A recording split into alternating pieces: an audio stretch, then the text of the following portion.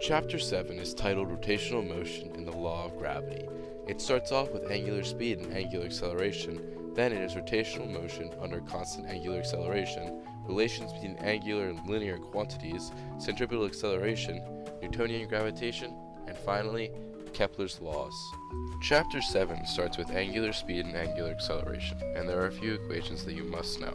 The first one is theta equals s over r, where s is arc length and r is radius. Then you must know average angular velocity, omega equals change in theta over change in time. Finally, average angular acceleration, alpha equals change in omega over change in time. Another very important thing to know is how to convert revolutions to radians and radians to revolutions.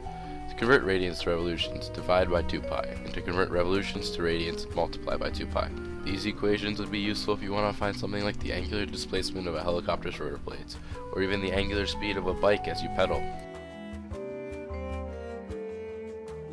Now let's do a practice problem. A potter's wheel moves uniformly from rest to an angular speed of 1 revolution per second in 30 seconds. Find its angular acceleration in radians per second squared. To solve this problem, you must use the equation alpha equals change in omega over change in time, and plug in 1 revolution per second for omega and 30 seconds for change in time. Then you must solve and multiply by 2 pi to convert it into radians per second squared. The second part of Chapter 7 is titled Rotational Motion under Constant Angular Acceleration, and these equations mirror those of the linear motion equations. Just substitute the variables used for angular acceleration and angular problems in for those of the linear motion ones.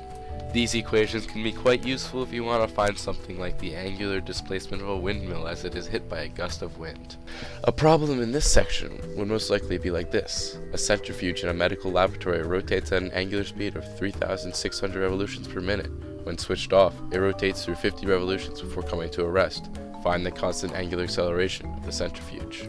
To solve this problem, all you have to do is convert revolutions into radians, and then plug it into the equation alpha equals omega squared minus omega initial squared over 2 times the displacement theta.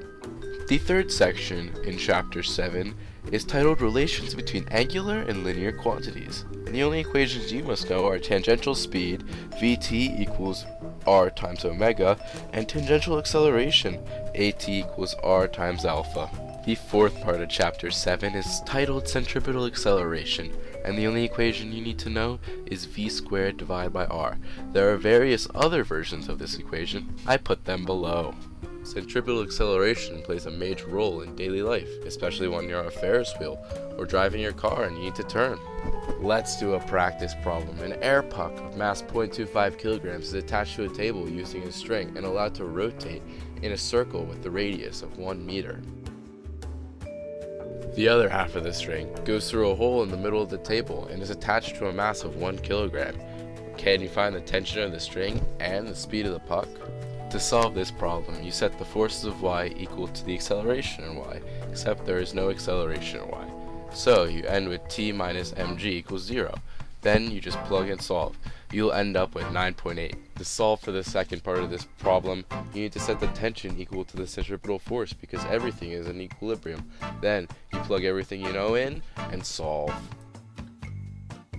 Part 5 of Chapter 7 is all about Newtonian gravitation, and the only equation you need to know for this one is Fg equals cap g times m1 times m2 divided by r squared, and that'll give you the force of gravity. Here's a clip showing gravity at work.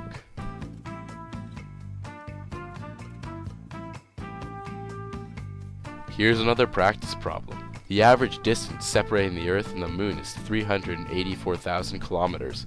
Find the net gravitational force exerted by the Earth and the Moon on a 3 times 10 to the 4th kilogram spaceship located halfway between them. To solve this problem, we use the equation Fg equals cap g times m1 times m2 divided by r squared. Then plug in half of the distance between the Earth and the Moon for the r, the Earth's weight, and the spaceship's weight. This will give us the gravitational force exerted on the spaceship by the Earth. Then we do the same thing for the Moon, plugging in the same radius but changing the mass of the Moon, and then solving for the force of gravity. After solving both equations, we get the force of gravity Earth exerts on the spaceship as 325 newtons, and the force of gravity the Moon exerts as 4 newtons. Subtracting one from the other, we get 321 newtons of force. The sixth and final section of Chapter 7 is all about Kepler's laws. His first law is any object bounded by a force that varies as 1 divided by r squared will move in an elliptical fashion. Here is a cool animation of this in motion.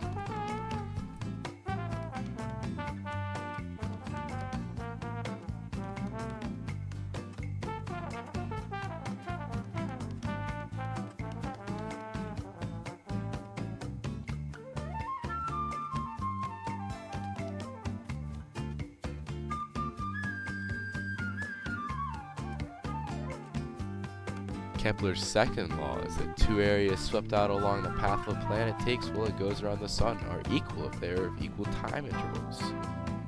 Kepler's third law is the period of a planet squared divided by its distance from the sun is the same for every single planet. Here's an animation of the planets in our solar system and their relative sizes.